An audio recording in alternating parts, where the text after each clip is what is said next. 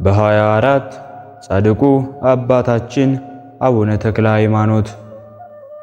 በስመ አብ ወወልድ ወመንፈስ ቅዱስ አሐዱ አምላክ ብለን የጻድቁ አባታችንን አቡነ ተክለ ሃይማኖት ታሪክ እንጀምራለን። በ24 ቀን ተክለ ሃይማኖት ይውላል። ታሪካቸውም እንዲህ ነው።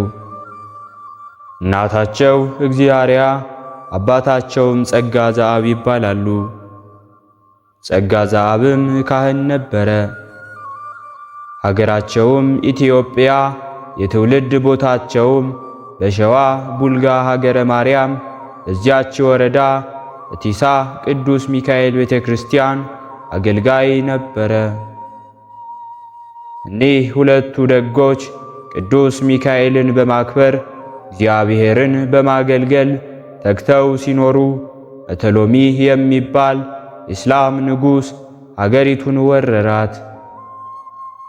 እግዚአርያንም ሰራዊቶች ማርከው ወደዚያ ወስደዋት፣ ባዩአትም ጊዜ እኔ ወስድ እያሉ ተጣሉ። ከእርሳቸውም አንዱ እኛ ከምንጣላባት ለንጉሳችን ትሁን አለ። ሁሉም ይሁን አሉና ወስደው ለንጉሱ ሰጡት። ንጉሱም ባያት ጊዜ እጅግ ተደሰተ። መልኳ ቆንጆ ናትና ንጉሱም የወርቅ ልብስ አልብሶ ቤት ለይቶ አኖራት። አሕዛብም የእነርሱን ምግብ አብልተው የእነርሱንም ልብስ አልብሰው 40 ቀን ካልሞላቸው እግብረ ሥጋ አይገናኟቸውም ነበርና እግዚአርያንም እንዲሁ 40 ቀን እስከሚሞላት ድረስ አስቀመጧት። እርሷም ቀን የሰጧትን ልብስ ትለብሳለች፣ ሌሊትም የእርሷን ልብስ ለብሳ ስትጸልይ ታድራለች። ምግባቸውንም አትቀምስም ነበር። 40 ቀንም ሊሞላ 39 ቀን ሲሞላ እግዚአርያ በመሪር ለቅሶ ወደ እግዚአብሔር ለመነች። ልመናዋን ሰማና ቅዱስ ሚካኤልን ላከላት። በስውርም አውጥቶ በክንፉ ተሸክሞ ጸጋ ዘአብ ቤተ መቅደሱን እየዞረ ከሚያጥንበት አደረሳት። እስመ ለመላእክቲሁ የእዝዞሙ በእንቲአከ ከመይቀውከ በኩሉ ፍናዊከ ወበእደዊሆሙ ያነስኡከ፣ በመንገድ ሁሉ ይጠብቁህ ዘንድ እግርህም በድንጋይ እንዳይሰነካከል እጆቻቸውም ያነሱሃል እንዳለ መዝሙረኛው ዳዊት መዝሙር 90 ከቁጥር 11። ድንገት ከቤተ ክርስቲያን ውስጥ ቆማ አያት። እግዚአርያም የማነሽ የት መጣሽ አላት። እርሷም ነገሩን ከመጀመሪያው እስከ መጨረሻው ነገረችው። ሚስቱ እንደሆነችም አወቃት። አንገት ለአንገት ተያይዘው አለቀሱ፣ ተሳሳሙም። በብዙ ደስታም ወደ ቤታቸው ገቡ። ልጅም የላቸውም ነበር። ልጅ ይሰጣቸው ዘንድ እግዚአብሔርን ለመኑት። ልመናቸውንም ሰማቸውና እግዚአርያ ጸነሰች።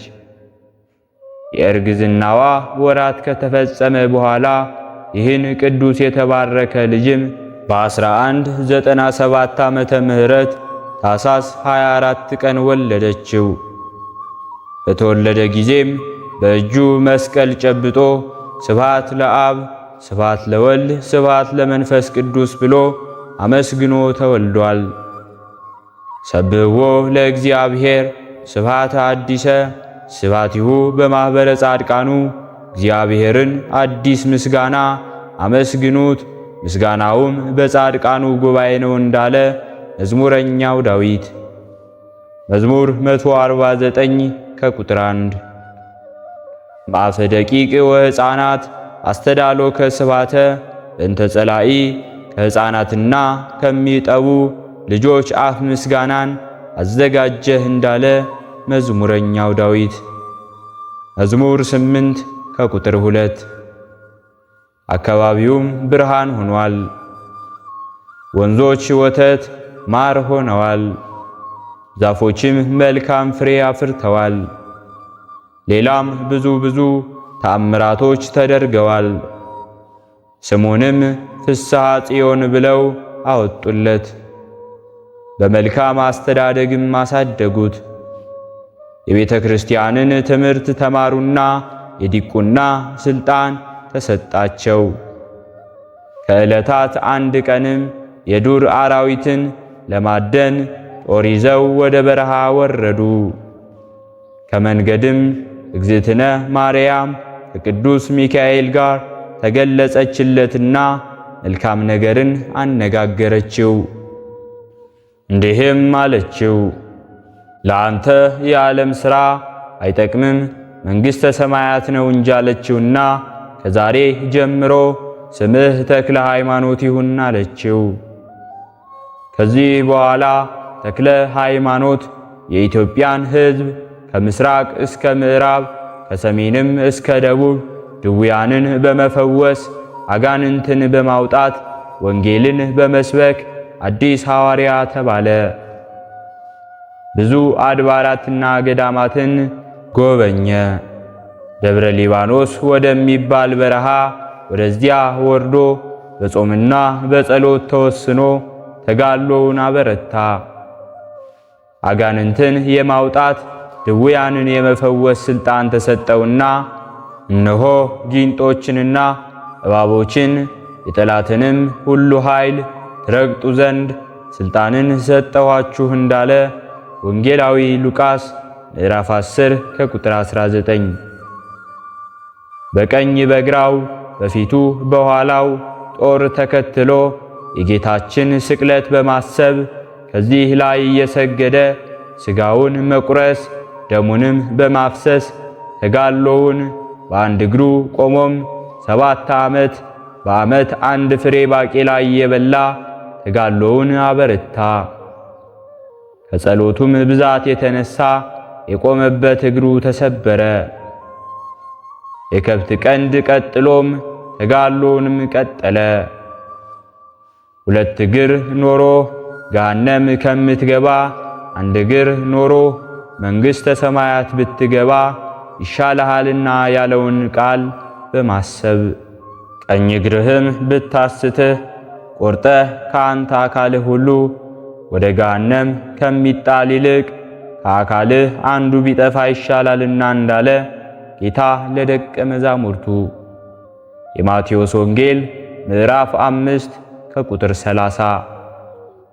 እግዚአብሔርም ከተጋድሎው ብዛት የተነሳ በቀኙ 3 በግራውም 3 ክንፍን አበቀለለት። በክንፎቹም እየበረረ ወደ ሰማይ ይወጣል። ከመንበረ ጸባዖቱ ቀርቦ ከኪሩቤል ጋር አመስግኖ ወደ ታች ይመለሳል። በክንፎቹም እየዞረ እየተዘዋወረም ብዙ ተአምራትን ይሰራል። አጋንንትንም በያሉበት አስወጥቶ ከሀገር አሳድዷቸዋል። ከዚህ በኋላ የእረፍት ጊዜው ደርሶ ጌታችንም ከመላእክት ጋር ወረደና የምህረት ቃል ኪዳን ሰጠው። መታሰቢያህን ላደረገ ስምህን ለጠራ መንግሥተ ሰማያትን አወርሰዋለሁ አለውና ነፍሱ ከሥጋው ተለየች። ክቡር ሞቱ ለጻድቅ በቅድመ እግዚአብሔር እንዳለ መዝሙረኛው ቅዱስ ዳዊት። የቅዱሳኑ ሞት በእግዚአብሔር ፊት የከበረ ነው። መዝሙር 115 ከቁጥር 5። መላእክትም ነፍሱን በእልልታ ገነት አስገቧት። ሥጋውንም ቅዱሳን በክብር ገንዘው በደብረ ሊባኖስ ቀበሩት። ደብረ ሊባኖስም ታላቅ ገዳም ሆኖ እስከ ዛሬ ድረስ የመነኮሳት መኖሪያ ሆኖ በዚያ ይኖራል። ከመቃብር ላይም ውሃ ፈልቆ ለበሽተኞች መፈወሻ ጸበል ሆኖ በዚያ ይገኛል። ዕረፍቱ ነሐሴ 24 ቀን ነው። የአባታችን የአቡነ ተክለ ሃይማኖት ጸሎታቸው፣ በረከታቸው፣ ረድኤታቸው፣ አማላጅነታቸው ከኛ ጋር ይሁን። በሁለተኛነት የምናከብረው በዓላችንም ካህናተ ሰማይን ነው። ታሪካቸውም እንዲህ ነው። እነዚህ ሥጋ የሌላቸው ረቂቃን ናቸው። ከቅዱሳን ሁሉ ከፍ ከፍ ያሉ ናቸው።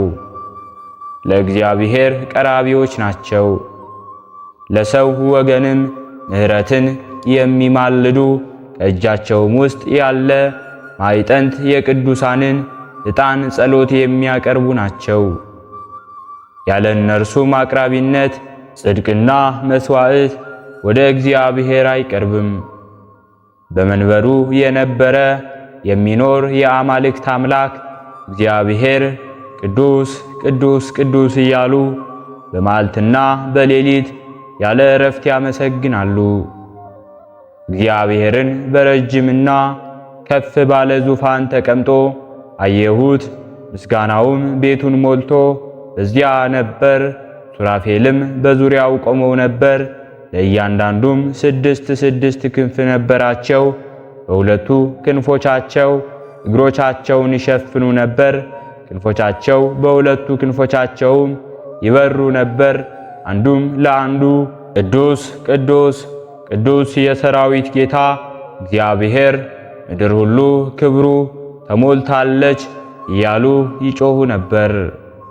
ትንቢተ ኢሳይያስ ምዕራፍ 62።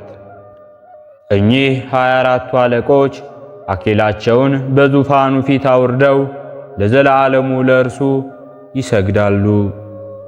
አክሊላቸውንም በዙፋኑ ፊት ወስደው አቤቱ ለፈጣሪያችን ኃይልና ምስጋና ክብር ላንተ ይገባሃል ይሉታል። አንተ ሁሉን ፈጥረሃልና የተፈጠረውም ሁሉ በአንተ ፈቃድ ይኖራል እያሉ ያመሰግናሉ። ስለዚህ የሁላችን የአዳም ልጆች ሁሉ ምሕረት ልመና የሚለምኑልን እኒህ ናቸው። የካህናተ ሰማይ ጸሎታቸው፣ በረከታቸው፣ ረድኤታቸው፣ አማላጅነታቸው ከሁላችን ጋር ይሁን። በሦስተኛነት የምናከብረው በዓላችንም ቅዱስ ቶማስ ሐዋርያ ወሰማዕት ዘመራስን ነው።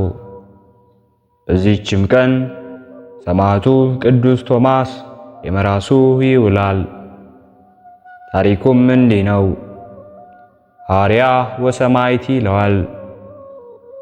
እርሱም የጌታችን የኢየሱስ ክርስቶስን ከድንግል ማርያም መወለዱን፣ ጥምቀቱን፣ ስቅለቱን፣ ሞቱንና ትንሣኤውን በመስበክ ወንጌልን በማስተማር እንዲሁም በመስበክ አሕዛብን እያሳመነ በሥላሴ ስም የክርስትና ጥምቀትን በመጥመቅ ሲያስተምር አሕዛብ ሕዝባችንን አውኮ ጣዖትን አረከሰ ብለው ተነሱበት። እንዳያስተምርም ከለከሉት። እርሱ ግን ማስተማሩን አልተወም። አሕዛብ በታላቅ ተንኮል ተነሱበትና ወደ ንጉሡ ወደ ዲዮቅልጥያኖስ በክስ አቀረቡት። ንጉሡም ጣዖት እንዲያመልክ ጠየቀው። እንዲሁም አባባለውም።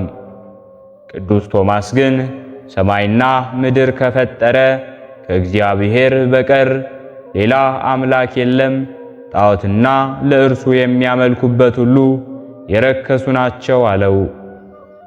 አሕዛብ ጣዖቱን በብርና በወርቅ ይለብጡታል፣ እንዳይናወጥም በችንካርና በመዶሻ ይቸነክሩታል። እንደተቀረጸ ብር ምስልም እነርሱ ናቸው፣ አይናገሩም፣ መራመድም አይቻላቸውምና ክፉ መስራትም መልካም መስራትም አይቻላቸውም፣ አትፍሯቸው እንዳለ ነቢዩ ኤርምያስ ምዕራፍ 10 ከቁጥር 4። በዚህ ጊዜ ንጉሡ በታላቅ ቁጣ ጽኑ ስቃይ እንዲያሰቃዩ ታዘዘ። ያን ጊዜም ለመከራ አሳልፈው ይሰጧችኋል፣ ይገሏችኋል፣ ስለ ስሜም በሰው ሁሉ ዘንድ የተጠላችሁ ትሆናላችሁ እንዳለ ማቴዎስ ወንጌላዊ ምዕራፍ 24 ከቁጥር 9። ቶማስንም የእጁና የእግሩን ጣቶች በመቁረጥ ለጣዖት እያጨሱ ብዙ ስቃይ ያበዙበት። እርሱ ግን ጣቶቹን ስለቆረጡት መሄድ ቢሳነውም በአህያ ተጭኖ ማስተማር ጀመረ። በአህዮቹ ተጭኖ ሲያስተምርም ውሎ አህዮቹን ካሰረበት ሌሊት አንገታቸውን ቆርጠውበት ወደ ላይ ሄዱ። ማለዳ ለስብከት ሊጓዝ ተማሪዎቹን አህዮቹን አምጡልኝ ብሎ በሄዱም ጊዜ እንደሞቱና አንገታቸው እንደተቆረጠ ነገሩት። እርሱም የነጭቱን ከጥቁሪቱ የጥቁሪቱን ከነጭቱ እንዲያደርጉ አዘዘ። ቢባርካቸውም ተነስተው ወደ ጌታቸው ሰገዱ። እንዲህ እያደረገ ብዙ ጊዜ ካስተማረ በኋላ በረሃ ወስደው ሰው ከማይደርስበት ገደል ጣሉትና ከዚህ በኋላ ቤተ ክርስቲያን ይዘጋ፣ የጣዖት ቤት ይከፈት ብሎ ንጉሡ ዲዮቅልጥያኖስ አዘዘ። በተጣለ ጊዜም ያየችው እንጨት ለቃሚ መበለት ምግቡን ስትመግበው ኑራለች። በኋላም ንጉሥ ቆስጠንጢኖስ ወደዚያ ንግሥና ነገሰና ቤተ ክርስቲያን ይከፈት፣ የጣዖት ቤት ይዘጋና ይቃጠል ብሎ አዋጁን አወጀ። እንዲሁም አፈረሳቸውና ሊቃውንትን በያሉበት ማሰባሰብ ጀመረ።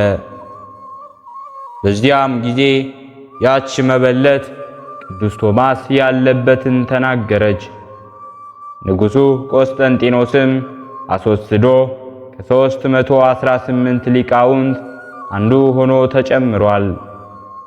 ከሊቃውንት ጋርም ሕግን ወስኗል፣ መጻሕፍትንም ተርጉሟል። የሥጋውንም ሩጫ ፈጸመ፣ መንፈሳዊ ተጋድሎውን አጠናቀቀ።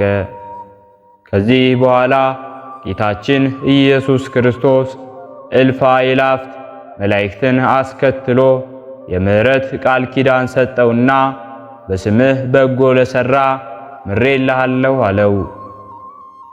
በነቢይም ስም ነቢይን የተቀበለ የነቢዩን ዋጋ ያገኛል፣ በጻድቅም ስም ጻድቅን የሚቀበል የጻድቁን ዋጋ ይቀበላል እንዳለ ጌታችን ኢየሱስ ክርስቶስ በቅዱስ ወንጌሉ። የማቴዎስ ወንጌል ምዕራፍ 10 ከቁጥር 41። ገድልህን በንጹሕ ልብ የሰማ የሚያሰማም ያለምንም ጥያቄ ከአንተ ጋር በመንግሥተ ሰማያት ለዘላለም ይኖራል ብሎ ነፍሱን ከሥጋው በክብር ለያት። ነፍሱም መላእክት በዝማሬ በእልልታ አሳረጓት። ሥጋውም በክብር ተቀበረ።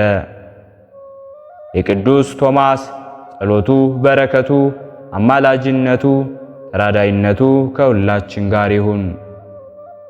ሕሊናችን በማሰባሰብ አባታችን ሆይ እንበል። አባታችን ሆይ በሰማያት የምትኖር፣ ስምህ ይቀደስ፣ መንግሥትህ ትምጣ፣ ፈቃድህ በሰማይ እንደሆነች እንዲሁም በምድር ላይ ትሁን። የዕለት እንጀራችንን ስጠን ዛሬ፣ በደላችንንም ይቅር በለን እኛም የበደልነውን ይቅር እንደምንል፣ አቤቱ ወደ ፈተናም አታግባን ከክፉ ሁሉ አድነን እንጂ መንግሥት ያንተ ናትና ኃይል፣ ክብር፣ ምስጋና ለዘላለሙ አሜን። እመቤታችን ቅድስት ድንግል ማርያም ሆይ በመልአኩ በቅዱስ ገብርኤል ሰላምታ ሰላም እንልሻለን። በሐሳብሽ ድንግል ነሽ፣ በሥጋሽም ድንግል ነሽ። አሸናፊ እግዚአብሔር እናት ሆይ ሰላምታ ላንቺ ይገባሻል። ከሴቶች ሁሉ ተለይተሽ አንቺ የተባረክሽ ነሽ፣ የማኅፀንሽን ፍሬ የተባረከ ነው። ጸጋን የተመላሽ ቅድስት ሆይ ደስ ይበልሽ፣ ልዑል እግዚአብሔር ካንቺ ጋር ነውና ከተወደደው ልጅሽ ከጌታችን ከመድኃኒታችን ከኢየሱስ ክርስቶስ ዘንድ ይቅርታውንና ምሕረቱን ለምኝልን ኃጢአታችንንም ያሰርይልን ዘንድ ለዘላለሙ አሜን። ስለነበረን ጊዜ ሁሉ የአምላካችን የልዑል እግዚአብሔር ስሙ ዛሬም ዘወትርም የተመሰገነ ይሁን። አነሳስቶ ላስጀመረን አስጀምሮ ላስፈጸመን ለልዑል እግዚአብሔር ምስጋና ይሁን።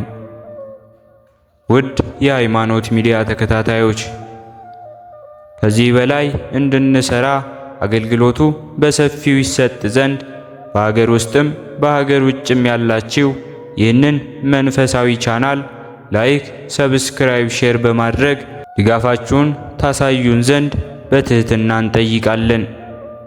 ያላችሁን ሐሳብ አስተያየት በኮሜንታችን ስር ላይ አስቀምጡልን።